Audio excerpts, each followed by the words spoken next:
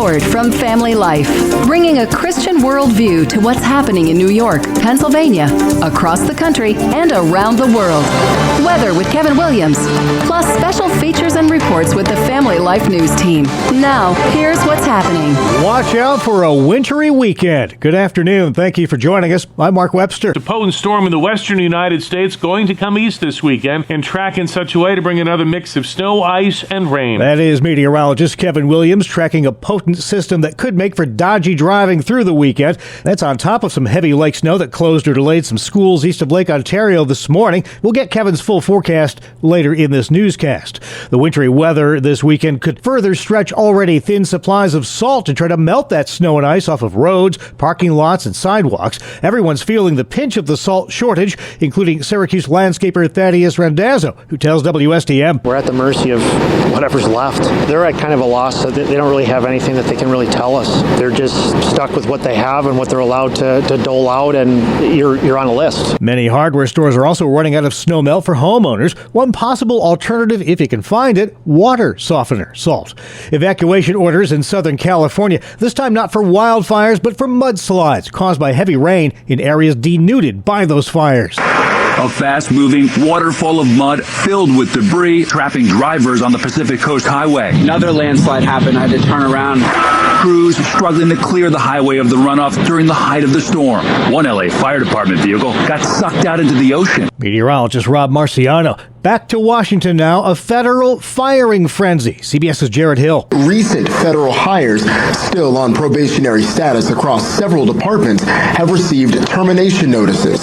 Same for about 1,000 workers at the Department of Veterans Affairs as of yesterday. Probationary federal employees are reportedly going to be fired by the Trump administration. That could affect more than 200,000 federal employees, more than 9% of the current federal workforce, all part of the controversial DOGE effort to trim Uncle Sam's waistline big time. Several state attorneys general are suing to block those efforts. What this lawsuit says is that Elon Musk and people who are working for DOGE shouldn't be allowed access to these systems because it could allow leaks of sensitive information, might make them more vulnerable to hacking. Correspondent Katrina Kaufman. And more court tests for Elon Musk and company, especially when it comes to USAID. The judge ruled that for now, the Trump team cannot cancel any of the foreign aid contracts that were here when they got here. A different federal judge is also slowing down the president's plan to wind down USAID until at least February 21st. Fox correspondent Peter Doocy. Democrat and socialist Bernie Sanders doesn't like what he's seeing right now. We are looking at a government of billionaires, 5 billionaires, and 4 billionaires. Sanders and other Democrats are also not at all happy with the party line vote that confirmed Robert F. Kennedy Jr. as the new Secretary of Health and Human Services. Says Kennedy, I'm not going to take away anybody's vaccine. If people are happy with their vaccines, they ought to be able to get them. What we're going to do is give people good science. Kennedy also says he plans to look at Medicaid and school lunch programs to try to get them to dish out some healthier options. Next to Europe, where there are mixed signals over how far the U.S. might go to intervene in the Russian invasion of Ukraine.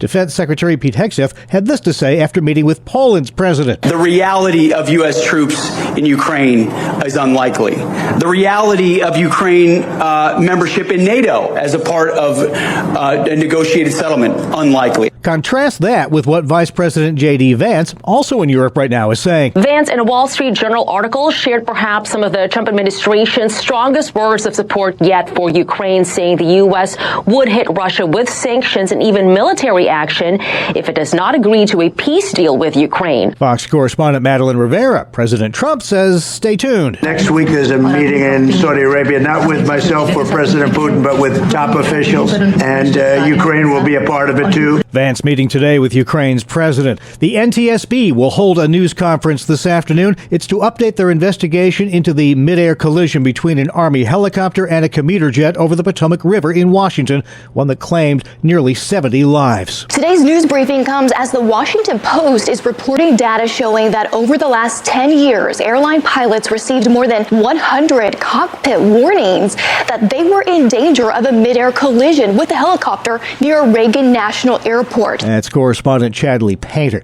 TikTok is back. TikTok users in the U.S. seeing the return of the social media app. The Apple and Google app stores made TikTok available to download and install again last last night. The two app stores removed TikTok almost a month ago in response to a national security law that went into effect.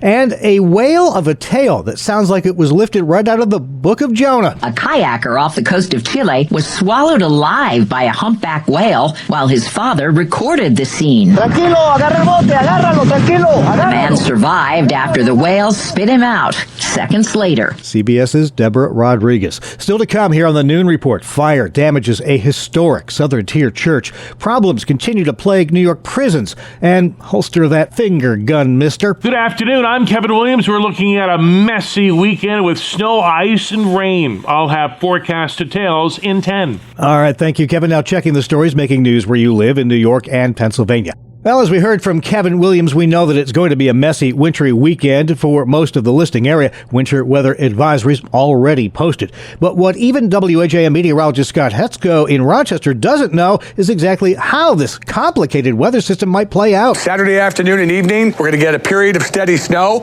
several inches of snow during that time.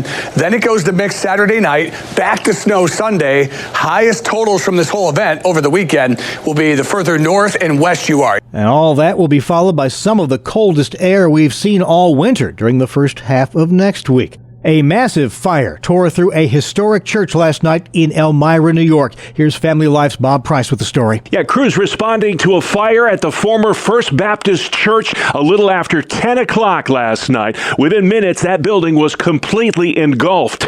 That church in Elmira was built in the 1890s after fire destroyed the original structure in 1847. First Baptist and its congregants were part of the Underground Railroad movement led by Elmira civil rights icon John Jones. The last services were held there in 2009. The building's been vacant ever since. Bob Price, Family Life News. Thank you, Bob. New York Governor Kathy Hochul digging in her heels in what appears to be a landmark test of differing state telemedicine and abortion laws. A Texas judge, citing that state's abortion laws, barred New York doctor Margaret Carpenter from prescribing abortion drugs to Texas residents and fined her $113,000. Now, this is the same doctor who was subject of extradition proceedings filed by Louisiana in a similar abortifacient prescription case. But says Hochul, we have taken all the steps we can to protect this doctor, to continue allowing her to continue practicing what we believe is reproductive health. The ardently pro-abortion Hochul cites New York's SHIELD law that bars doctors from cooperating with out-of-state legal actions. The Texas case is expected to make its way to the Supreme Court.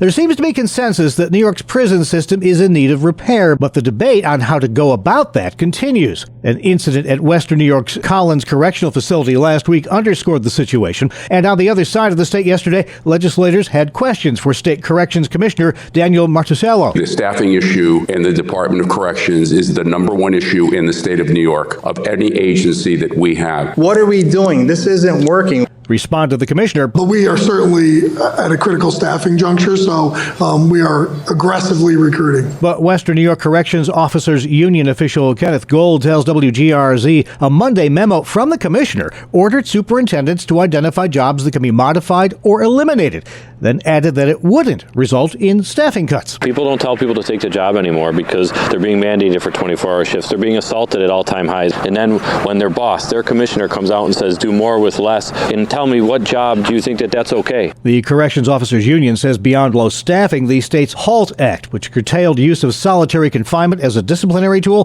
has emboldened inmates to act up without fear of consequences. The legislature hearing also heard from the father of Robert Brooks, a Marcy Correctional Facility inmate who was beaten to death by correction guards. Another hot topic in New York State, a possible ban on student cell phones in the classroom.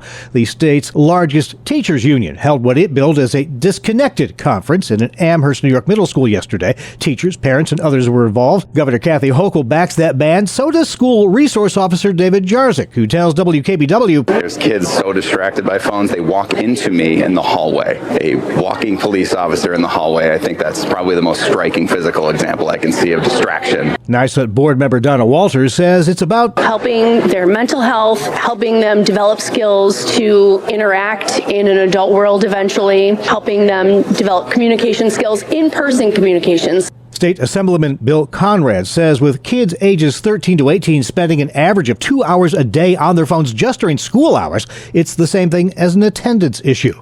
Well, no more finger guns for Pennsylvania's high school athletes. Pennsylvania's governing body for high school sports is cracking down on unsportsmanlike conduct in high school basketball. The PIAA's 2024-25 basketball bulletin dictates that players are now banned from doing any celebrations involving gestures such as mimicking the shooting of a bow, arrow, or firearm. Officials have been directed to penalize these acts as taunting and baiting an opponent, which are considered unsportsmanlike technical fouls, resulting in 2 free throws and possession of the ball, and in some cases, flagrant technical fouls may be issued, potentially leading to ejections from the game. The PIAA said it's simply clarifying their stance when it comes to actions that have previously been penalized inconsistently. Brian Query, Family Life News. Thank you, Brian. Coming to a New York State road near you, a new color scheme for state trooper cars. The blue and yellow color scheme, in place since the 1970s, will gradually be replaced by an even older tradition, a gray paint scheme with a gold stripe.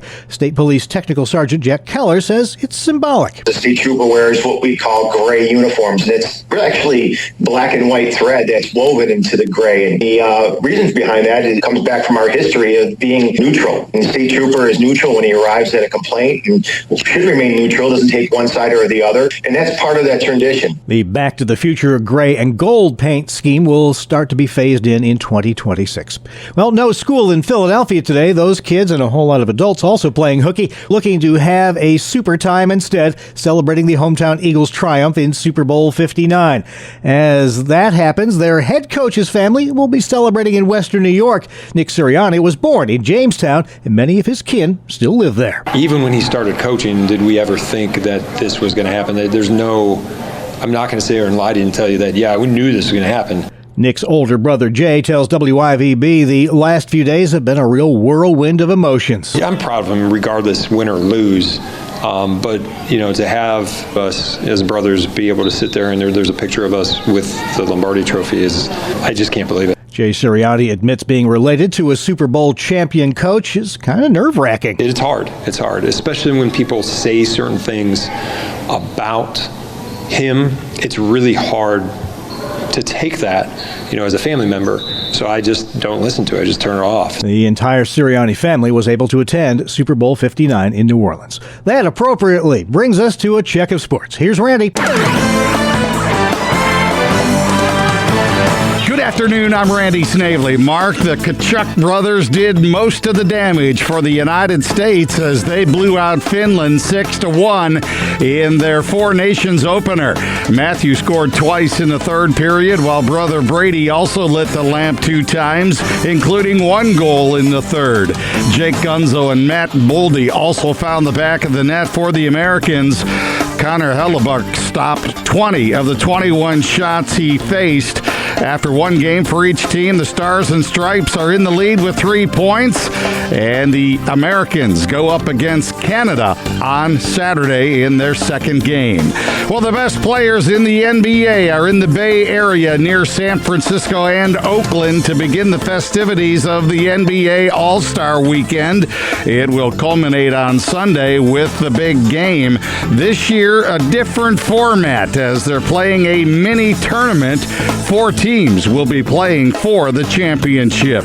In action last night on the hardwood, the Warriors beat the Rockets 105-98. In overtime, the Pelicans came out on top of the Kings 140-133. The T-Wolves got the upper hand on the Thunder 116-101. Another overtime contest had the Clippers beat the Jazz 120-116, and the Heat fell to the Mavericks 118-113. And at Daytona, a couple of drivers put themselves in a good position for the Daytona 500. Bubba Wallace and Austin Cindric won the duels at Daytona. Cindric will start in the top spot with Wallace right beside him. The 500 will be run on Sunday. That is a look at sports. Thank you, Randy. Still to come on the Noon Report, why Christians need to oppose assisted suicide in New York, protecting women's sports in Pennsylvania, and celebrating National Marriage Week. Christian watchdogs Jason McGuire and Michael Gear will discuss those and other weighty issues in the news from a biblical perspective on this week's edition of Capital Connection. Welcome to Breakpoint, a daily look at an ever-changing culture through the lens of unchanging truth. For the Colson Center, I'm John Stonestreet. In 2015, ISIS murdered 21 Christian migrant workers on a beach in Libya. This is the story of the men who died, as told by those who loved them and those who hated them. That is the opening line of a new short animated film, The 21. This past weekend marked the 10th anniversary of this mass martyrdom, which was made public by a video that was released by ISIS and showed the brutal beheading of men lined up and dressed in orange jumpsuits. The history of the Coptic Orthodox Church goes back to Mark, the apostle and author of the gospel, who first brought the Christian faith to Egypt. According to tradition, Mark was arrested in Alexandria on Easter Day of AD 68. And then condemned and dragged to his death. Thus, he is considered both the father of the Coptic Church and the first of the Coptic martyrs, a group of millions that the 21 joined just a decade ago. And in fact, only 20 of the 21 were Egyptian Coptic Orthodox Christians. The 21st man was actually a Christian man from Ghana, also captured by ISIS during a separate raid. When given the opportunity to be released, he refused, saying that the God of the 20 was his God, not the God of ISIS. In fact, the entire group of 21 were given numerous opportunities to be released. Like millions of martyrs before them, all they needed to do was deny Christ, and they would be spared. Over weeks, they were beaten, sleep-deprived, worked until exhaustion. In the end, they were martyred on the beach one at a time. ISIS hoped that at least some of the 21 would deny their faith after seeing what had been done to the others. But none did. As the film says, quote, all died with the name of Jesus on their lips. End quote. The 21 is a film project of Moore Productions, founded by Mark Rogers and led by filmmaker and attorney and Colson Fellow Mandy Hart. This 13-minute animated short was created in the style of Coptic iconography. The imagery is striking and beautiful and captivating. Over 70 artists from 24 countries worked to create this beautiful film, a tribute to Christ and those who died rather than deny him. In an article entitled What is Worth Dying For, Mark Rogers described what inspired the project for him. I quote here, the idea for the use of animation came to me from a photo of one of the martyrs and a well-known icon from an Egyptian monastery which I have in my office. The Egyptian Coptic Communion considers itself the Church of the Martyrs and has experienced persecution since its founding in the 1st century. Coptic men and women tattoo crosses on their wrist to identify themselves in case they are killed. They're often vulnerable to attacks by extremists, especially in rural areas. Copts have a rich and ancient culture, including a unique form of iconography, which has a cartoon-like aesthetic. So rather than produce a traditional documentary, or even more challenging, a scripted film, we decided to allow what is otherwise unseen by human eyes to be seen through the use of icon-inspired animation. End quote. Having seen the film, I can tell you that the results are absolutely captivating. Their testimony of faithfulness, even until death, not only was brought before the entire world thanks to the evil intent of their persecutors filming this execution, but now again because of this beautiful animated short film. In fact, their story has now been brought before the Academy of Motion Pictures because the film has been shortlisted for an Oscar. This weekend, in honor of the 10th anniversary of this execution on the beach, The 21 can be viewed for free on YouTube. Learn more about the film and the remarkable story behind it at the21film.com. That's the21film.com. And please spread the word about the film and the remarkable story that it tells. For the Colson Center, I'm John Stonestreet with Breakpoint. All right, thank you. That brings us to a check of weather. Here's meteorologist Kevin Williams.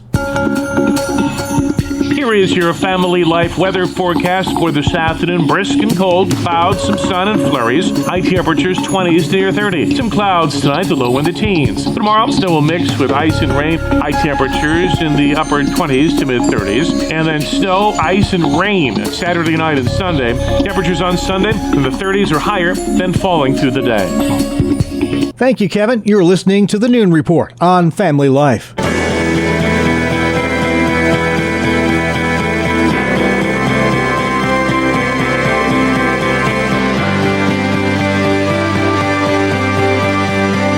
And Welcome back to another edition of Capital Connection. Fridays during the Noon Report, we give you direct connection to all that's happening in Albany and Harrisburg with the experts on the issues at the state capitals. They are, as always, Michael Geer with the Pennsylvania Family Institute and Jason McGuire at New York Families. Well, Jason, I want to start with you this week and talk about the thorny issue of assisted suicide. Your organization has been able to beat this back for the better part of a decade, but it has reared its ugly head again this year at the New York State Capitol. What are your chances at defeating this time? Well, we still feel confident that if the people wake up and start responding to legislators about this issue, that we can still win another year.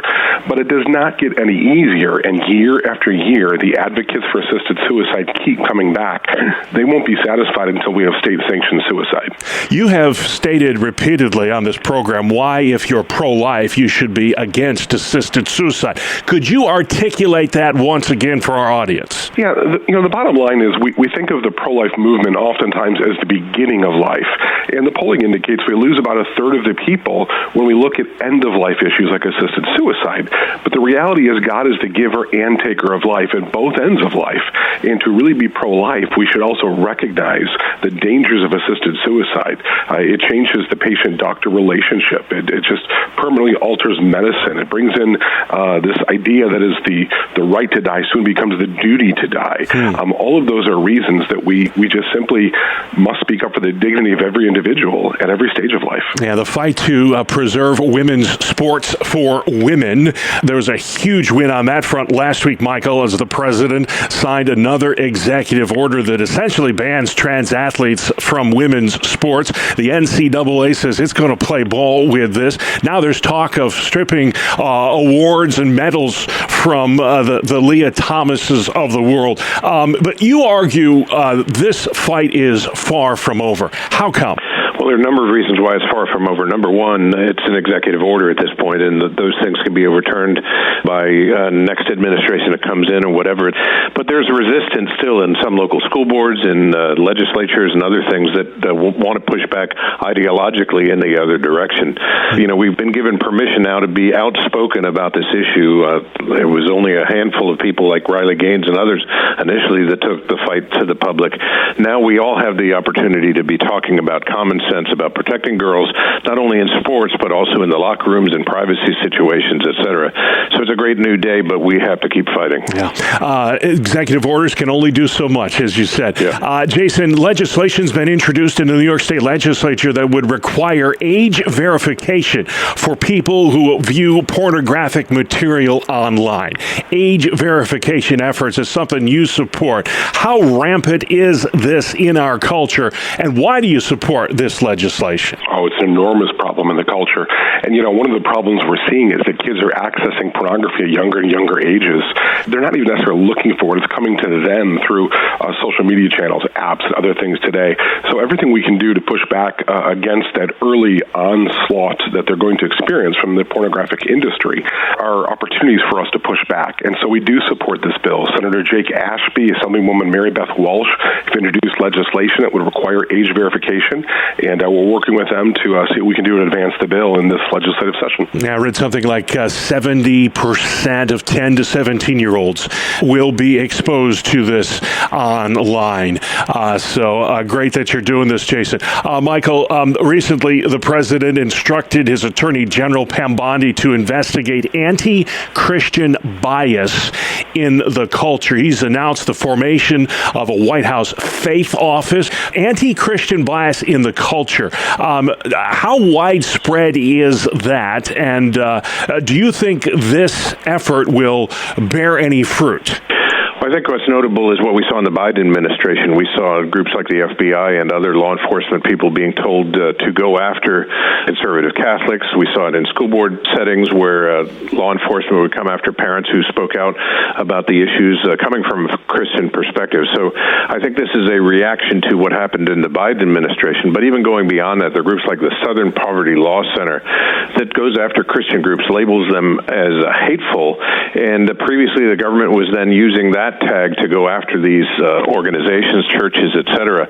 So I'm glad that the Trump administration is trying to turn the tide on that and to focus on the benefits that faith-based organizations bring to society.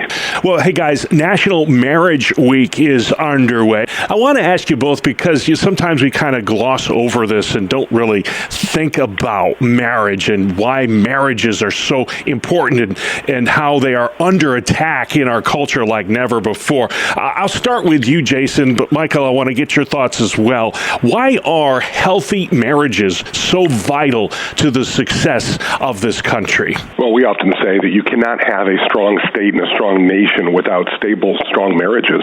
The family really is the basic building block of society. We often think of it as the individual, but it's not. It's the family. And so if you don't have strong marriages, so many other things in culture are just going to be awry. It really is important that the Christian community not only recognizes marriage, but celebrates it so that we send the message to others that this is a good thing and it is something to be pursued after and desired after. Michael, I'll ask you, what are the unique challenges that marriages are facing today, and why do you think it's so important to have healthy marriages? Well, I echo what Jason said. He and I were in a conversation this week with some of our colleagues around the country, just talking about the stats of marriage in the states that are kind of behind in terms of marriage formation, about children living in poverty or other difficult situations. And you can go back and look at it and say that marriage is the institution that best protects the well-being of children and makes for a stronger society. And those states that have decline in marriage, decline in fertility, and other ones are typically the states then that have the highest tax rates, because they have to make up for the decline of the family with greater government programs. Jason, big news, efforts to take a sledgehammer to the U.S. Department of Education. The president wants to return education policy to the 50 states. Do you support this effort, and what might it look like in practical terms in New York? Yeah, I do support that. This is an important effort to really return education as a state's rights issue. And, education is one of those things, you can get it back to local control, as local as possible. Generally, the better it's going to be. Now, I understand that I'm in a deep blue state, and I may not always agree with all of the decisions that are made by the regents in this state, but I still would like to see that at a state level rather than a federal level decision. So we do support that. That also is why it's so important that people are involved in their local school boards and localities and getting involved, because you want to go into that position knowing that you have the ability to make a change, where when there's federal mandates coming down in education, it's very, very difficult for a locality to have any impact on those policy decisions. Yeah, and whether you homeschool or your kids are enrolled in Christian education, you still need to be involved in your local school district. You're going to be paying school taxes, so get involved. No better way you can do that than to serve on your local school board. And Michael, we'll end with you. There's a court case last week in Pennsylvania that could mandate taxpayer-funded elective abortions through Medicaid. Based on your understanding of how those oral arguments went, how do you think that court will decide? Well, we're hopeful. The case has been bouncing around the Pennsylvania courts for quite a number of years, actually. It was at the Pennsylvania Supreme Court most recently, then sent back to the Pennsylvania Commonwealth Court, where these arguments took place this past week. What we're hoping, and what was asked for in those oral arguments, is to actually have this case go to trial. The case has been brought by the abortion industry. They want taxpayer funding of abortion, and honestly, they want abortion up until birth. They want a constitutional right to abortion. But the facts of the case have never been argued in trial, and we think that needs to happen to get the real facts out so that the judges can make a sensible decision, which is what we're hoping for and certainly praying for. All right, and that'll have to be the last word this week. But hey, guys, we've been a lot of places. If you have questions about any of the topics discussed on today's program, or you simply want to learn more, what is the Pennsylvania Family Institute? Anyway, Michael, where can folks find you online? PAFamily.org. Stay informed on all the issues in New York as well. New York Families doing a great work in Albany. Jason, where can folks find you? NewYorkFamilies.org.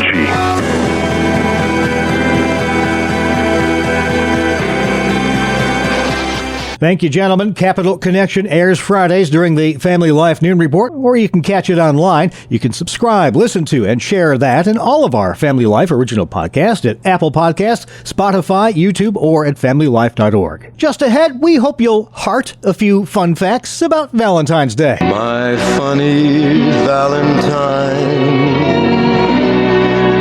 sweet comic Valentine. Good afternoon. Here is your Family Life regional weather forecast. A potent storm in the western United States going to come east this weekend and track in such a way to bring another mix of snow, ice, and rain. In the meantime, for this afternoon, brisk and cold, clouds, some sun, and flurries. High temperatures 20s to near 30. Some clouds tonight, the low in the teens. Tomorrow, snow will arrive, cloudy skies. That snow will mix with ice and rain in northwest Pennsylvania in the afternoon. High temperatures in the upper 20s to mid-30s. And then snow, ice, and rain Saturday night and Sunday. The best chance for heavy snow accumulations through Sunday night will be far western New York through Niagara, while an icy mix will be an issue with some icing and glazing going on in central and eastern Pennsylvania Saturday night before it changed to rain there. Temperatures on Sunday in the 30s or higher, then falling through the day. Quite an impressive mess there. Thank you very much, Kevin. Finally at noon. You're just too good to be true. As if you didn't know, today is Valentine's Day. It used to be called St. Valentine's Day more often, believed to be in honor of a Roman clergyman named Valentine who lived around 270 AD, ministering to persecuted Christians before being martyred for defying the emperor's ban on marriage for young men. Now, legend has it he cured the blindness of his jailer's daughter and wrote her a love message before his execution signed "From Your Valentine." Somehow that morphed into a holiday about romantic love around the 14th century. Exchanging written Valentine's greetings started in the 17th century Britain, so did the giving of flowers. Valentine's Day in America, well, that's an estimated 145 million Valentine's Day cards changing hands each February, along with 8 billion conversation hearts, and 75 million pounds of chocolate. Who receives the most Valentine cards? Teachers. And they deserve every one of them. And that's the world we live in for Friday, February 14th, St. Valentine's Day 2025. As always, thank you for listening. Have a blessed weekend. I'm Mark Webster, Family Life News. You've been listening to the Noon Report, heard weekdays on Family Life. Thank you for listening.